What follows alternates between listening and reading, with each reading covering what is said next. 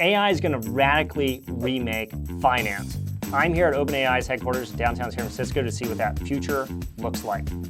You've probably seen the demos of their latest model, ChatGPT 4.0. I would like you to function as a translator. Mark, io mi chiedo, se le balene potessero parlare, cosa ci direbbero?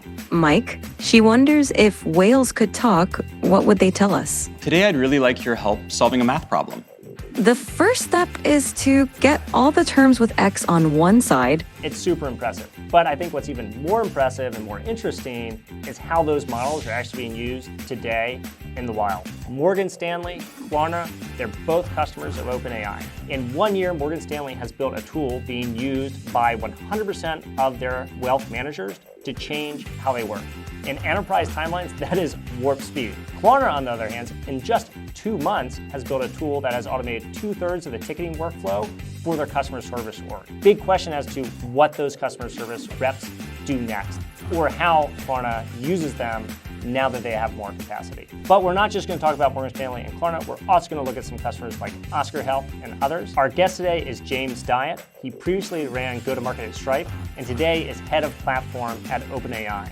When the world's biggest banks, like Morgan Stanley, or biggest startups, like Klarna, call OpenAI and want to use the latest models, he and the team are the first people to hear from them and the first to see how those models actually get deployed in the wild. It's going to be super interesting to talk to specific customer use cases, what they're doing today, what they'll do in the future, not just with Morgan Stanley and Klarna, but with also some other select folks. And we're also going to talk about what it takes to build and scale an enterprise go-to-market motion, given that James has now done that at 2 iconic Silicon Valley companies, Stripe, formerly, and today, OpenAI.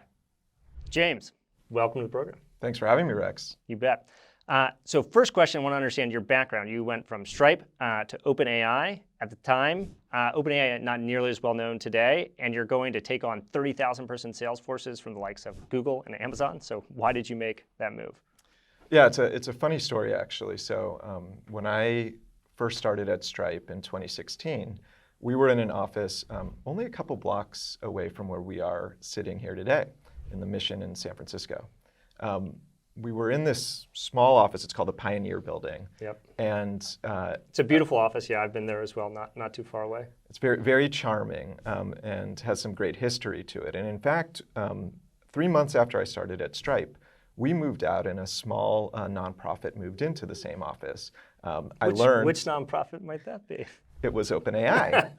And so I was curious, what is OpenAI? The founding CTO of Stripe, Greg Brockman, was one of the founders of OpenAI. And so I was curious, okay, why did this engineer decide to move over to this company? What is this company? And I read a little bit about it, creating artificial intelligence that would benefit. Nonprofit, how quaint.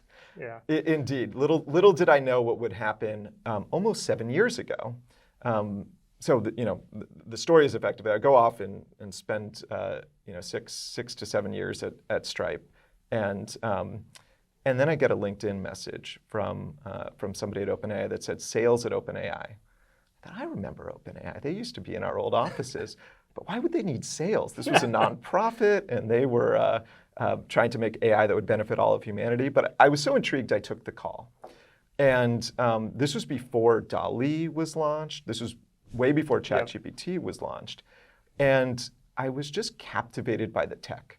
So, this was pre-hype, really commercialization of the technology. And I just couldn't get out of my head that this is going to be a big deal for companies.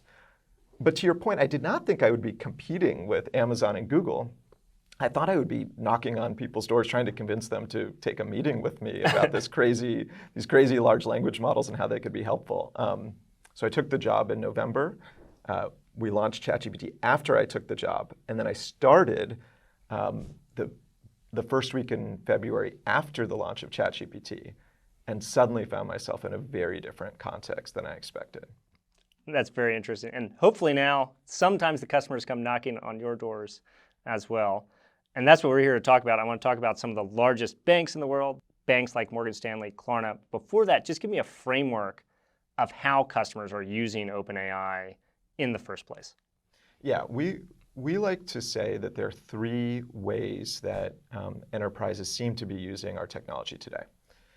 The first is they're bringing AI to their workforce. So they're helping their employees become more productive at tasks like coding or copywriting, or even writing performance reviews, things like that. So there's sort of this workforce productivity category. The second is around automating workflows. So taking something that used to be perhaps very manual or inefficient and bringing these models to bear on that particular task. Yep. The third category is bringing AI into the core products and services that the company offers.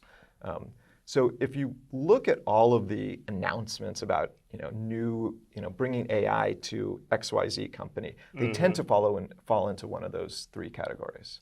Yep. And let's use that framework too to talk about some of your specific customers, maybe starting with Morgan Stanley and what they're doing inside of their wealth management division. Sure. So Morgan Stanley actually took a bet on us way before we launched ChatGPT or our now flagship model GPT-4. We spent around a year working with them on a tool that would empower their financial advisors to provide better wealth management and support to their clients. Mm-hmm. And the way this works is these models are really, really good at reasoning on any sort of data. That could be quantitative data, that could be qualitative data, that could be now visual data or audio data. And if you think of the job of a financial advisor, if you were my client, Rex, you'll often ask me questions, and I won't know the answer to those. How's my performance, James? Yeah. Exactly. But even more so, you might be curious, okay, what is Morgan Stanley's view on XYZ? And of course, the answer to that lives somewhere in Morgan Stanley.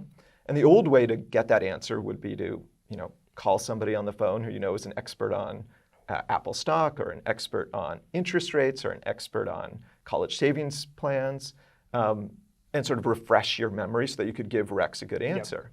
Yep. And you, as an advisor, are probably supporting 50 plus clients and maybe 10 products per client or more, and you have experts for each of those product lines inside of Morgan Stanley, but maybe multiple different logins just to access the data, let alone phone calls to call these individuals. Totally, and it's an impossible task to have it all in your head. And so there have been tools that have been used in the past by financial advisors. So probably in the early days of Morgan Stanley, there were physical documents that they could review on the latest firm research reports or what products the firm offered. And over time, that moved on to probably a company intranet, an internal search portal. And these AI tools are just a next step in the evolution for empowering these financial advisors to answer client questions. And so that's what Morgan Stanley delivered. So they have a tool, and it's an assistant that sits right next to the financial advisor. They can just type in any query that comes in from a client and get a good answer in real time. That importantly, because we know that in a regulated industry, you can't deal with any hallucinations or mistakes that the model makes. Mm-hmm. This assistant will actually link out to the primary source. So the financial advisor can see, okay, here's the actual research report that talks about the firm view on interest rates. Let me do a quick scan and make sure that I'm giving Rex the correct information. Mm-hmm. So it truly is human in the loop and an assistant, which we found is super important for banks and other regulated companies that want to know that what they're sharing is 100% accurate. Now, I'd love to hear specifics of use and some numbers here. So I talked to them a while ago. It took them about a year to roll out. Curious what it's looked like to get buy-in and training, how many advisors are using it today, what the feedback loop looks like between Morgan Stanley and OpenAI and your team in terms of evaluating the latest models for upgrades to the platform. Yeah, great question. This and most of these AI initiatives are C-level initiatives. So at this stage in the technology, it's been less of a bottom-up, we're working with sort of one department and we're going to have success with that small department and bring that success to others. Yeah, this is a great point. In regulated industries like finance, it's very hard to have a bottoms-up go-to-market motion because you're touching regulated data, you can't have hallucinations, and so you have to start at the high level. 100%. And so the CEO of Morgan Stanley at the time, James Gorman, said, this is something that we want to do as a firm. Let's start with wealth management. And the way that we worked with Morgan Stanley was extremely close. So they had to make a lot of decisions internally about how they wanted to bring AI to the firm, what guardrails they would have, what internal policies, how they would think about which division they would want to start with. Exactly. And so one thing that we did that was really fun is in AI, there's this concept of evals. And evals is just a tool that we use to figure out how well the model's performing at a certain task.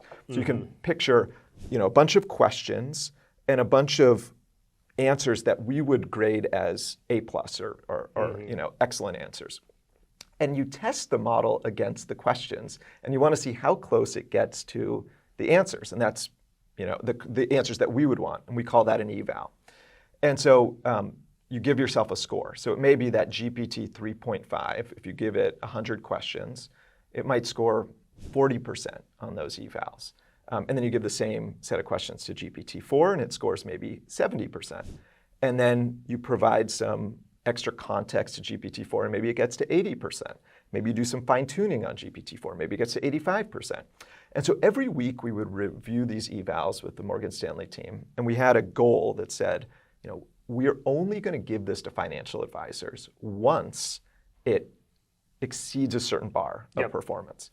And then we're going to get their feedback and hear how is it working, because it's one thing for the model to perform well on this sort of static group of questions. It's another to get a sense of, is this actually useful for the financial advisors? And did that set of questions stay the same during this whole time, or was there a lot of... No, great point. So the Morgan Stanley team was constantly iterating on what questions would be representative of how it would be used in the field.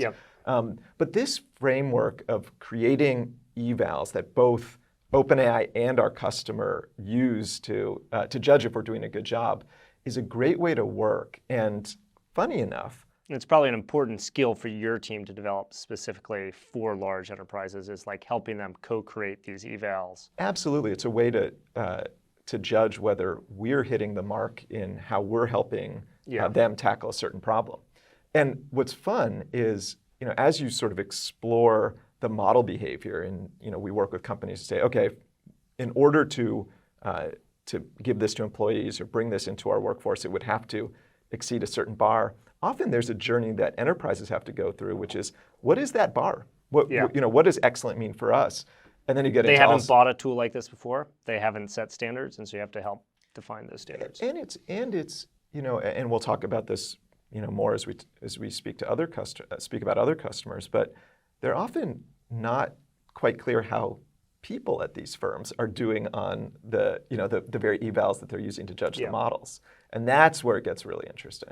I think that is one of the most interesting things is AI. You say like, oh, how could you possibly trust a model to do this, especially if it's non-deterministic?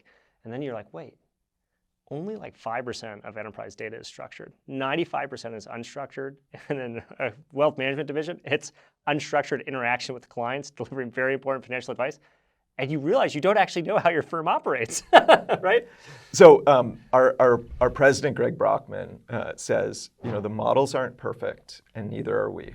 And I think that's a great frame for us to bring to this AI paradigm, is a real humility around what we can do as humans, but also humility about what the models can do. And hopefully, if we do our job well, you bring the models into contact with the human, and the combined result is better than what we have today. Yeah, it's an interesting idea that even if you don't use the model, it might make you reflect more on how to build and operate your business and be better at that. In addition to maybe having a model that can do that work for you. And so how's that rollout going with Morgan Stanley? How are they iterating the evals? What percentage of the advisors have started using it? Yeah, so this tool has been rolled out to all financial advisors right now. I actually think what's most... Which just that is huge, because usually to roll out a tool like that at a Morgan Stanley, that can take 3+ years to get it signed, contracted, let alone rolled out. And so now the fact that it's out and live is pretty Yeah, impressive. and I actually have a good friend who is a financial advisor for Morgan Stanley. And I asked him, Jim, what do you think about the tool? And he likes it. Now he could be just trying to be nice to me, but we have heard from the Morgan Stanley team that they're getting good feedback initially. I think though, if you were to talk to the Morgan Stanley folks, they see this as like the very first product they ship within the firm, and it will probably be the worst product with AI that they ship within the firm. Yeah.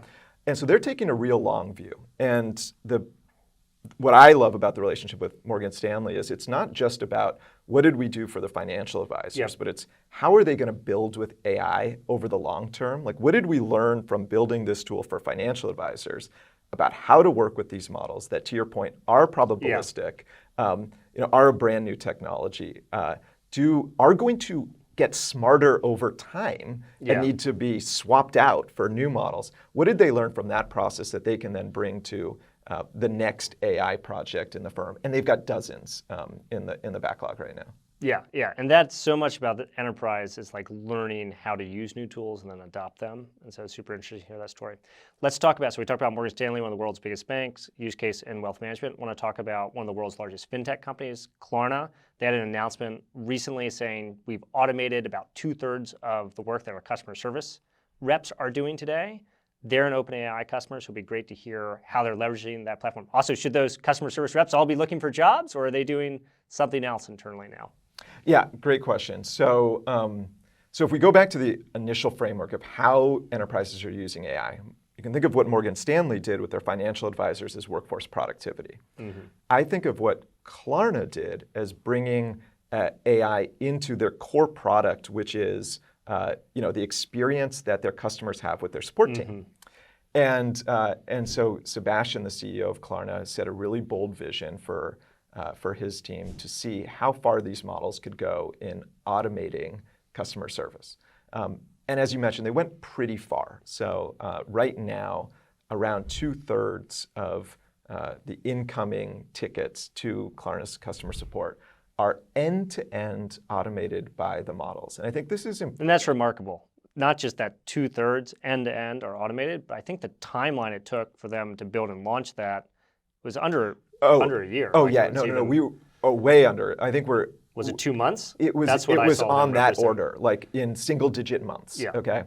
And what I think is important about what they've done is it's not just most of the time we think, oh, customer service. I ask a question, I get an answer.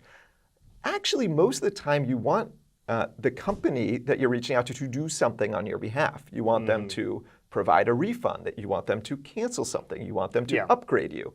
And so the models can't just respond with the right answer.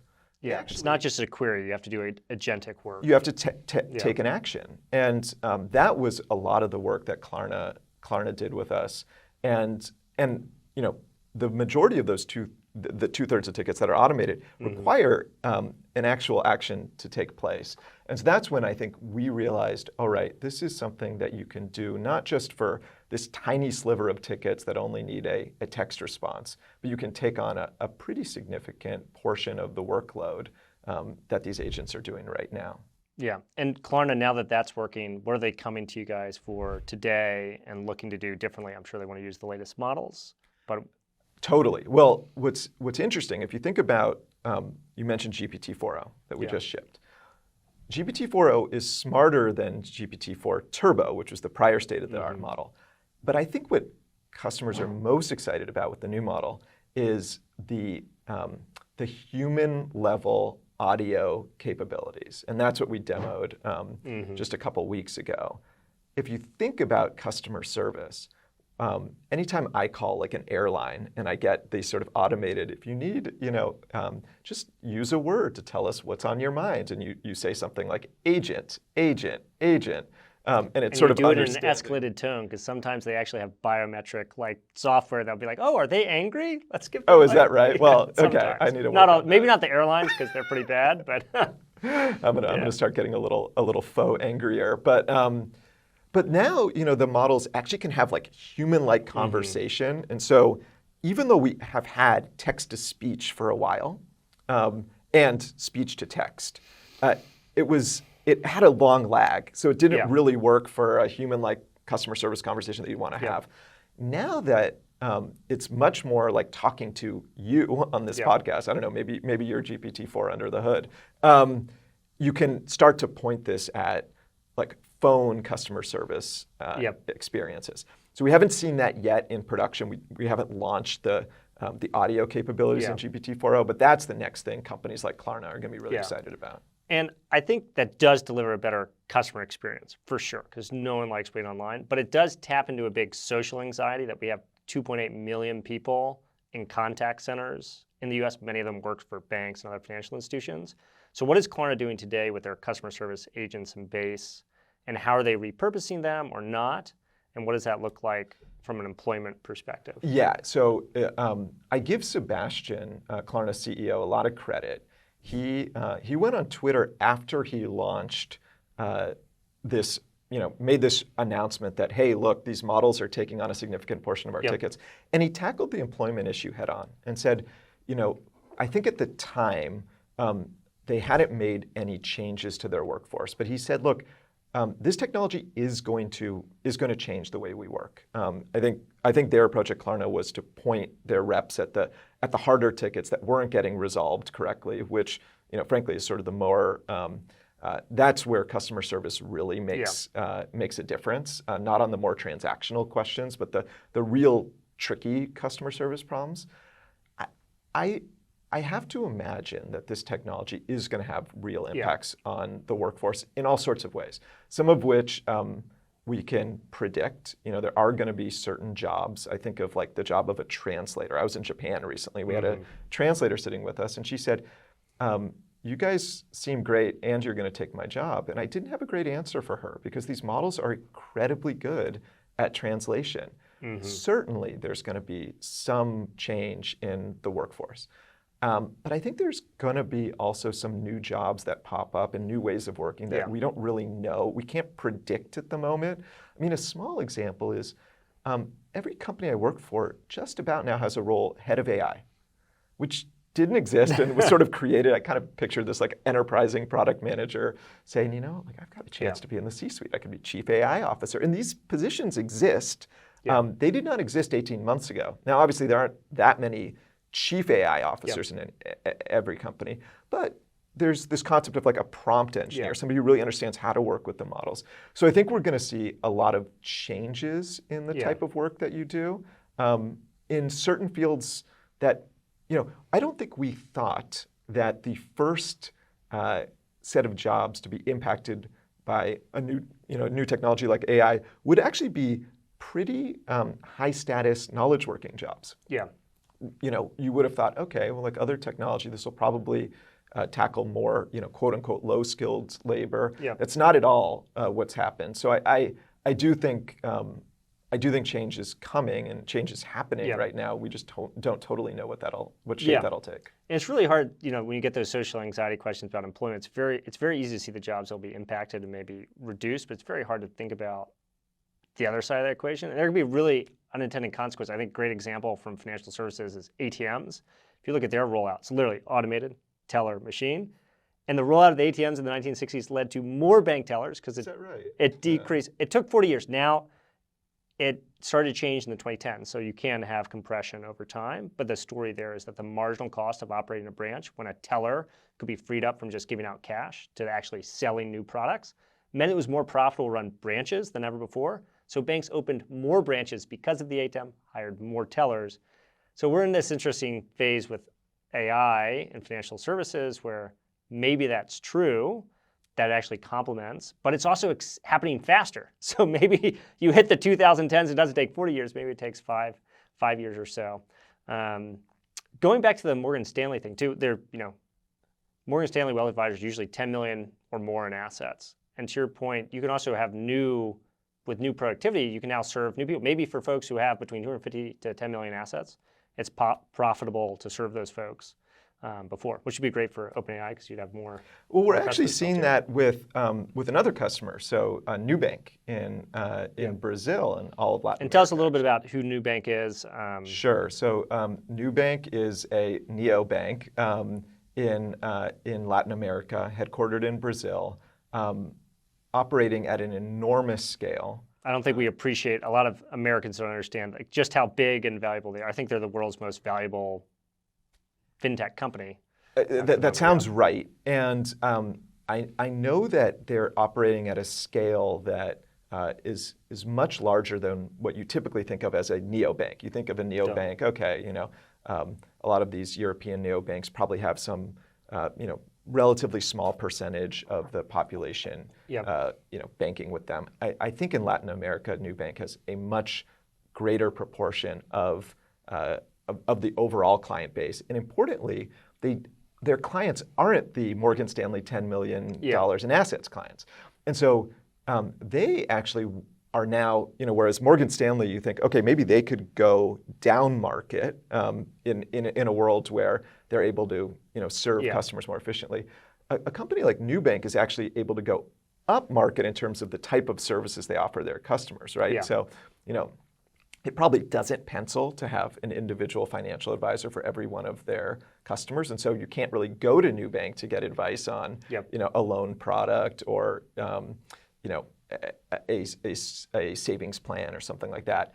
And now these models are able to provide really excellent advice in natural language, in other languages that aren't just English or Portuguese or Spanish. And so the experience for the Nubank customer has improved. It hasn't just gotten cheaper for Nubank to provide the same services. They're actually able to provide new services that they weren't able to before. And to go back to your original framework of you have like employee productivity, you have like end user facing stuff, then you also have this whole area of basically opening up new product lines that you can build for customers. We'd love to hear a little bit more about what that's looked like to roll out with Nubank. Similar question, like how long did it take them to roll out and what are the feedback they're giving you and your team? Yeah, I mean, it is, I think what's exciting about what they've done, very similar to Klarna in terms of like the pace that they operate. Also, if you think about both Klarna and Nubank, we've been able to work with them without having a presence in Brazil or Sweden. Now, we take a lot of advantage of virtual meetings, but in many cases, these customers have been able to do a lot with very little from us. You mentioned, I'm competing with the Amazons and Googles of the world. I don't have tens of thousands of people on my team to support all these deployments. But what we are able to do is provide really, really excellent advice on how to move these models in the direction that they want to move. Mm-hmm. And so a lot of the work with the Nubanks and Klarnas is not, us delivering a project plan or, hands-on keyboard providing deployment support. It's more, hey, we're running into this problem. We've read all your docs. We've done a lot of research ourselves, and we're kind of stuck. And that's where we can bring like the experts to bear. And that's basically my value prop in the market is deep AI expertise. Yeah, does that fall under like, do you have a solutions team, customer success? Like, how do you actually structure that? Yeah, so we have the way OpenAI is structured is we've got essentially three different parts of the organization. There's research. Research are the PhDs and AI experts that are bringing to life the new models and pushing the frontier of what's possible. Then you've got our applied organization, which includes engineers and product managers, and they're bringing these models to an applied context. So they're building the APIs, they're building ChatGPT on top of the core intelligence that the researchers provide. And then you've got the business, so go-to-market folks like me. If we're talking to a customer like Nubank or Klarna or Morgan Stanley, we are primarily bringing to bear the sort of solutions resources and the business resources that live in my org and my peer organizations.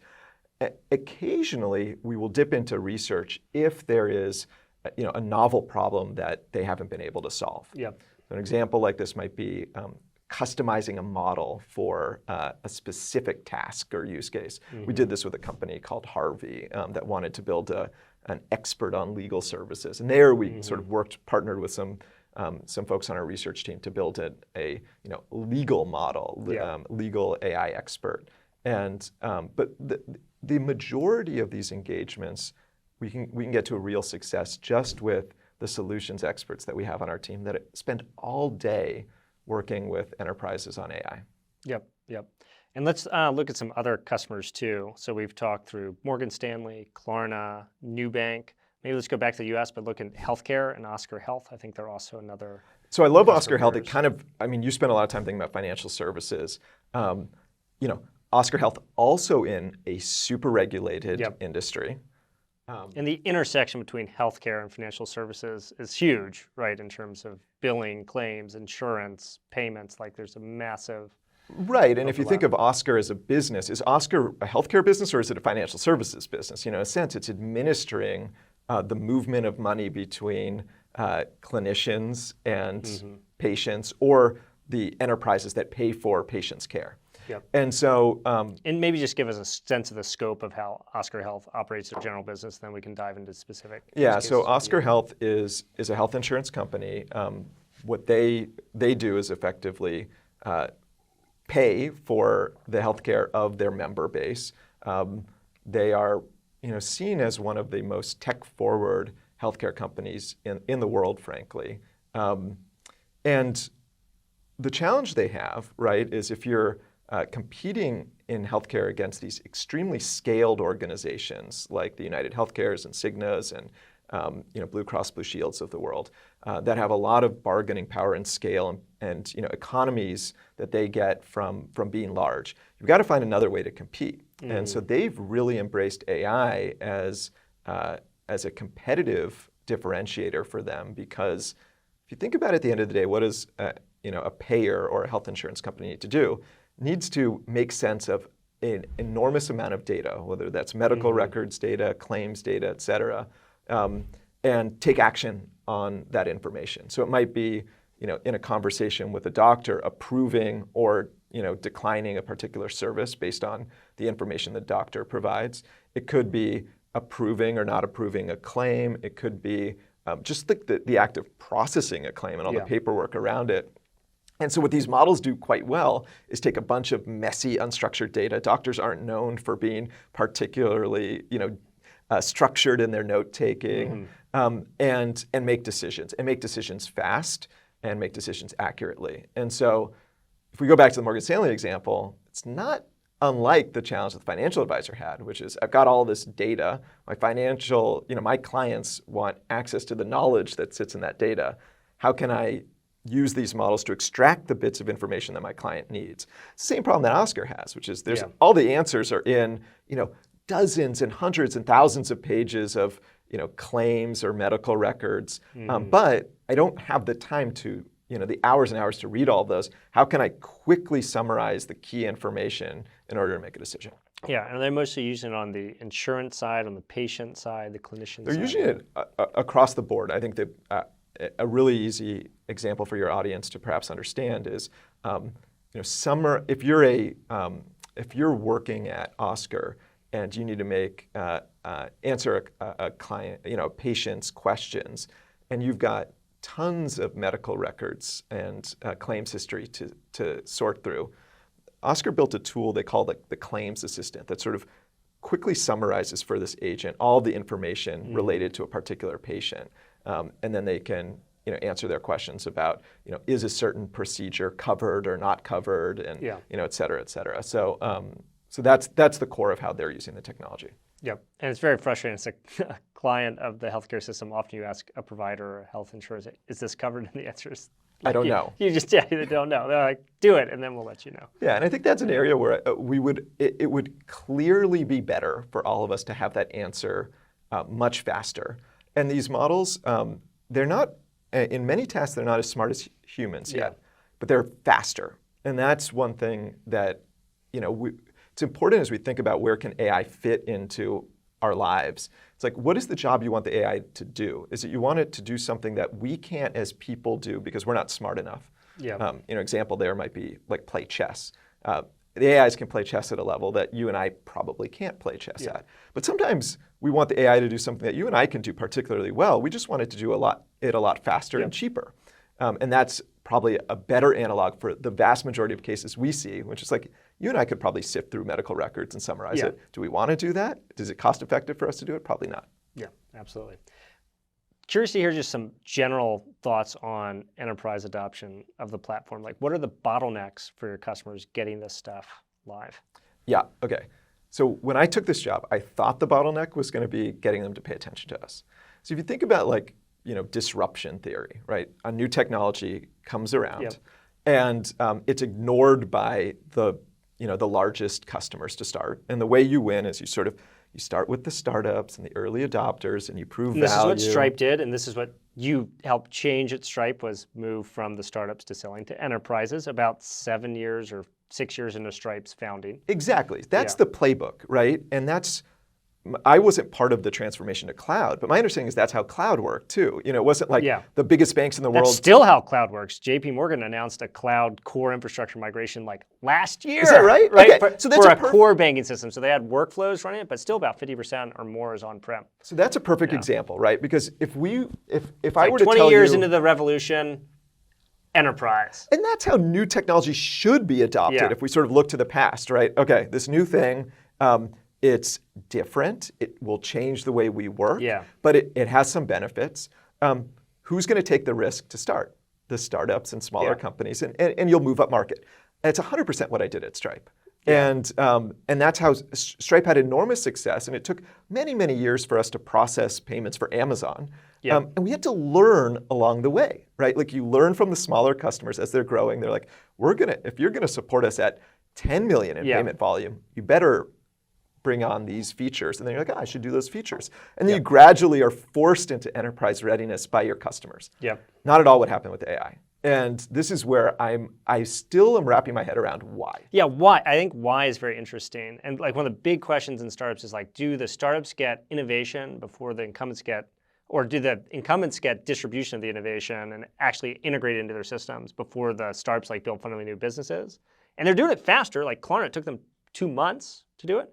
It took Morgan Stanley a year. It didn't take them 20 years like it did for JPM to move their core system to the cloud. Totally. And that's, So I think this is where, okay, so if we were to think about the pattern that cloud infrastructure or Stripe's payments Yeah. platform took, you would think, all right, this will take some years, and at some point, a company like Morgan Stanley will pay attention to me. yeah. But I'm not going to start there.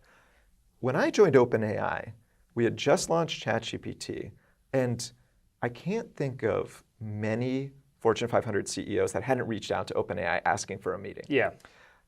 And again, I don't think this is what happened with AWS or Azure, the other the cloud providers to start. I think what might have happened is ChatGPT was launched in November. The holidays come, a bunch of executives are like, oh, I've been reading articles about this ChatGPT. Yeah. They give it a try, and there's this visceral aha moment, like, Yeah. wow. And suddenly they're starting to do tasks themselves with ChatGPT, and they're saying, oh wait, this could have a real impact Yeah. on my workforce. And so I wonder if like the visceral nature of ChatGPT, and It is an incredibly compelling product the moment you interact with it. and for the it first time. demos really clearly, right? It's like, Yeah. and that was actually the goal of ChatGPT. It was meant to be a low-key research preview and Yeah. a way for people. GPT-3, which was the underlying model for Yeah. ChatGPT, had been in the market for a long time, I think over a year. Yeah. And this was just a different interface on top. Yeah. And so my theory is these executives see it, they have an aha moment, and they think, okay, this is the next tech platform. Yeah. We need to get ahead of it. And so you didn't end up with this slow path to the enterprise. The enterprise realized we have to move fast. And Yeah. perhaps they learned from the past, like mobile and cloud, that Yeah. these things are coming, and it's better for them to sort of move Yeah. quickly than wait. But in any event, suddenly we're forced to grow up as a company much, much faster than than we planned, and that's been one of the most interesting professional challenges I've ever had. Yeah, it's interesting. That's not just about having an amazing product, but if you have an amazing product plus an amazing demo, that can really unlock the core customer. Yeah, I don't think cloud demos that well for an executive No. that's home for the holidays. Yeah, ChatGPT demoed really Snowflake is amazing, but like a Snowflake demo to an executive, it's like not as exciting. And that's where all the silly stuff, the poems and rhymes that ChatGPT did that, at least when I first looked at it, I was like, this is a magic trick. I mean, this is amazing. Yeah. I can ask it to write a poem about just about anything, and it comes up with these sort of perfect rhyming schemes. Yeah. I think something silly like that was able to very quickly demonstrate that, oh, wait, the thing that can Yeah. write poems can probably also write legal briefs pretty well. And what did you take from what you learned building the go-to-market exercise and enterprise at Stripe that has or has not translated to OpenAI, which is a different product, a different company? Yeah. So there's some similarities, which is the way we thought about the world at Stripe were different. There are different market segments that we developed sales teams to run motions for the startup segment, for what we'd call digital natives, for traditional enterprises. At OpenAI, I still see the world in those, in that way, and I use that framework a lot. What's different is at Stripe, when we first created the enterprise sales team, it was an experiment. The idea was to see actually what would need to be true for us to win in enterprise. And so that first enterprise sales team was more of like a group of forward deployed product managers who were also trying to do deals. And we'd sort of go off into the wilderness and say, we've talked to a bunch of enterprises. It turns out we showed them our API docs, which all the startup community loves. And they don't not care. Interested in it at all. And it turns out the person who buys payments at an enterprise company, they don't have the name that our buyer had at Instacart, which was typically a product manager. There's this new role. It's called head of payments. Oh, and this head of payments sits in a whole different org. They're in the finance org. They care about a bunch of different things. Oh, and they're experts on the payments ecosystem in a way that none of our sales team is today. So if we're going to win, we've got to totally reimagine our go-to-market motion. That was how we did it at Stripe. And it took quite a bit of time to get there. People think of Stripe as being very successful, and it is, and it's a great company, but how much learning there was to move into enterprise was a lot. A ton. And I mean, everybody who was there would tell you it was a bumpy road. It took us a while to figure it out. That's what's been really different about OpenAI is we've still had to find a way to serve all these customers, but we haven't had the learning period that we had at Stripe. And so, ultimately the answer that I shared with the team of where I think we can win is, what do we do differently from our competition? We wake up every day and all we think about is AI. So, it's pretty scary to compete with the Amazons and when and you Googles think of the like world. who scares you from a competition standpoint? Amazon, Google? Well, if you think about it, the Amazons and the Googles, they have the largest sales forces, in the world probably, or close. And installed user bases. And installed user bases. They have all sorts of cross subsidies and credits they can offer. So they should beat us for all of those reasons. And it shouldn't even be close. But what they don't have, and this sort of gets back to our discussion about disruption, is they don't have the focus that we do. And if you're a rep at AWS or GCP, you've got to sell not just AI, which today is a small sliver of the overall cloud spend. You've got to sell all these other services. You've got to be experts on all of it. And the way you're paid probably doesn't disproportionately reward you for bringing AI into a customer. So we see a lot of behavior in the market where the AWS or GCP reps will try to bundle AI into this broader renewal. And customers actually really want deep AI expertise because they're facing what they feel is this existential challenge of how does AI fit into my business? And they don't know the answer to that. And they don't want to hear a pitch that's effectively like, here's 25 things that I want to upsell you on in exchange for doing a little bit on AI. Here's Microsoft Word and Clippy. That's right. And all they want is to get help with AI. And that's been the real way that we've tried to approach customers, is saying, look, we're not going to be able to provide you as much time or people power as our competitors, but what we can give you is like an obsession on AI. And so I tell the team is let's focus on the best deployments of AI, not the most. We won't win on the most. We won't win on scale, but we might be able to win on quality. And if you do that, you develop a reputation in the market. And actually this, I feel, is totally the same for any company, is if you get a reputation for excellence and happy customers, nobody ever looks back and says, I shouldn't have invested that much in those early customer relationships. I should have, spread myself super thin. And we're still a startup. We're still in the early days. So the way we will be successful is if we actually deliver on great AI deployments. And that goes back to the YC advice related to like do things that don't scale. Although I think really what they're saying is do things that are appropriate to your level of scale. And you guys operate at scale, and you can support large customers. You just maybe can't support 10,000 customers who are like emailing you and your team every day. And when I hear do things that don't scale, I also hear actually try to understand the customer problem pretty deeply, even if it means spending more time than you think you should with the customer. Because then once you understand that really deeply, then you can actually scale in a way that will work. But until you understand the customer problem, you're not going to be able to scale because you'll sort of assume, and this is, I think, the biggest challenge I have is there are a bunch of companies that are just buying AI because they're being told, like, look, you got to do something with AI. Go find a way to work with OpenAI. And you can end up in this false sense of security, like, oh, we've got product market fit. Look, the dollars are coming in, the signups are coming in. But the North Star isn't, right now, in my view, revenue. It's successful deployments of AI. And that requires doing the thing that doesn't scale, which is actually spending time with customers and saying, okay, you spent a bunch of money with us. Is it working? Is it providing ROI? And if the answer is yes, okay, good. But a lot of times the answer might be, you know, we've been experimenting a lot, and these 5 experiments aren't working, and these 2 are. Can you help us with, understand why? Yeah, I think one of the most important communication loops within companies, especially within fintech, I'm curious how this translates to OpenAI, is between engineering and then the voice of the customer, which is first heard by, like when you're at Stripe, you called yourself a forward deployed, salesperson, but really you were like operating like a product person. So I'm curious how you integrate the feedback from your customers and give that to the research team, because you guys have a very technical product. So I understand how at fintech companies where the product is less technical, that loop needs to be really, really tight. But how does it actually manifest at OpenAI to take customer feedback and inform like training a core model or a layer on top of it? Yeah, the short answer is, we really don't provide a ton of customer insight to the researchers. The researchers are trying to make smarter models. And they sort of know what needs to happen to build a smarter model. They have their own evals, et cetera. Exactly.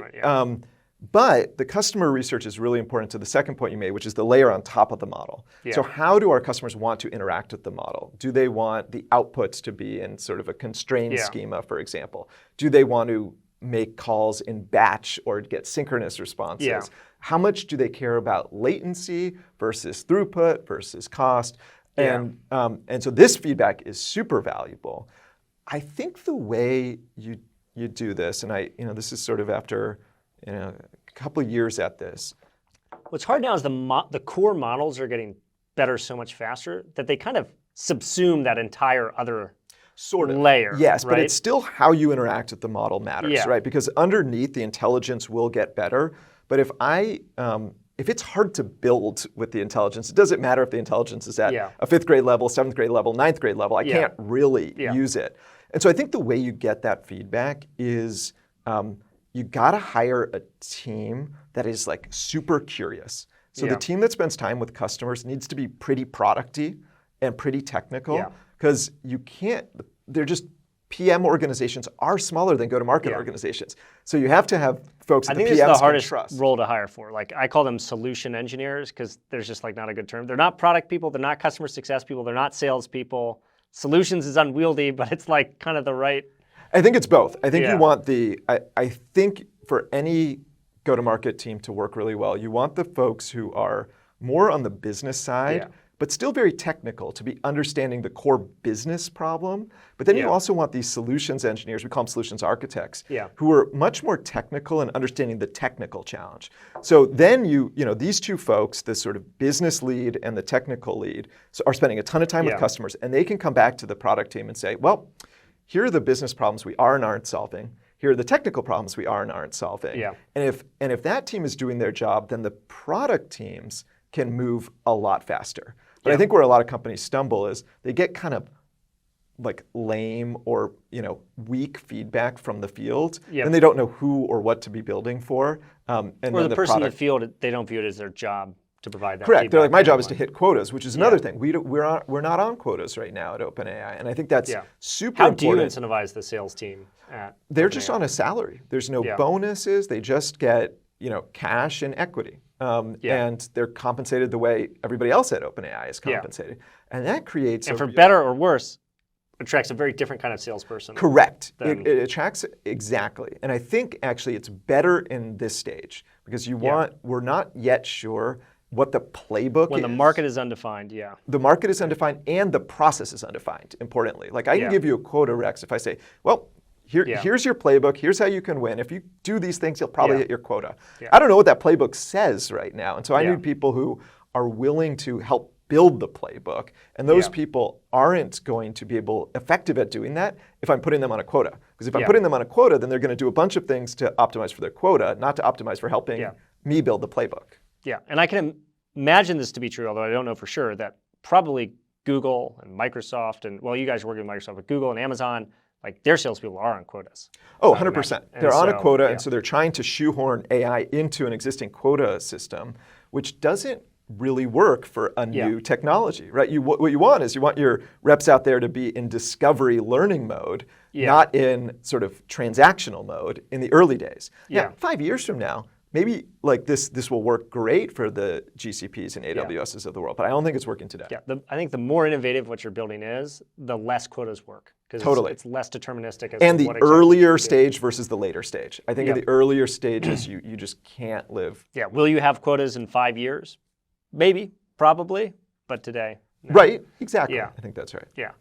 Any other kind of interesting learnings in terms of building the go-to-market organization? Like how much do you have to scale? Are you going to have to hire a bunch of people for the go-to-market org? Yeah, or? we are, but you can only hire so fast. I Yeah. think that's like, we, at one point, to give you a sense of the scale we were up against, we had 750,000 unanswered incoming tickets. Yeah.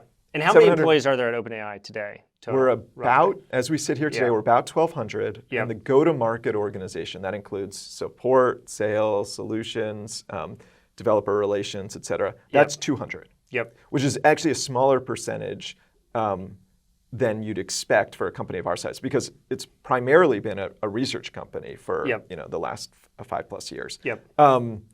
And so we're small. We're trying. By the way, we're at 200 now. When I started, a little over a year ago, we were about, call it 10 to 15. Yeah. So that's still hyper growth, but it's nowhere near enough to meet the demand we have. Yeah. And that's where I think you just need to figure out like what is my terminal velocity in terms of like hiring, and be super disciplined and like I'm not going to exceed that because you'll break too much. And part of the magic of these early stage companies is creating that culture that becomes like a snowball, and the people, if your team is doing the sort of activities you want them to be doing, they're going to train the next hires to do those sort of activities. And if you go too fast, you lose visibility into the activities that are happening at the second and third and fourth cohort. So you want to grow at a pace that that is going to self-replicate in a way that you feel comfortable with. And I think that starts to break when you do more than like doubling or tripling, in a given year. Yep. No, absolutely. Culture matters. You have to be very disciplined in terms of how you structure the incentives, whether it's quota, who you hire, all of that sort of stuff. What should we be thinking about next in terms of how customers in financial services are going to be using this? Or are there particular use cases that are being explored today that you're excited about? Yeah, I think the biggest change that we'll see is probably in financial services is the multimodal stuff that I talked about earlier. So more of the audio interactions, speech interactions with the models. I think what we'll also start to see is more complex tasks being taken on by the models. And in some cases, it might be that the models sort of go off and think for like hours at a time. Yeah. And you're not, and there's a lot of things that our current interaction with technology is often like ask for something and we want it immediately back. Yeah. We don't have a lot of patience for technology. But if you start to think of AI as like an assistant or a colleague at work, I don't say, hey Rex, can you do a little research for me on on the derivatives market in Spain, and can you do it in like 1.2 seconds? It's like an absurd thing, and also I don't need it in 1.2 seconds. Yeah. And where these models are going, I think you'll see a lot of more like long work being taken on by the models, where, especially in financial services, where like the excellence of the output is really important, but in some flows, the time that you get that is less important. Yep, absolutely. Cool. Well, awesome. This has been super interesting. Thanks for walking us through all the different customer use cases and also just for sharing your space with us. Thanks for having me, Rex. Appreciate it. You bet.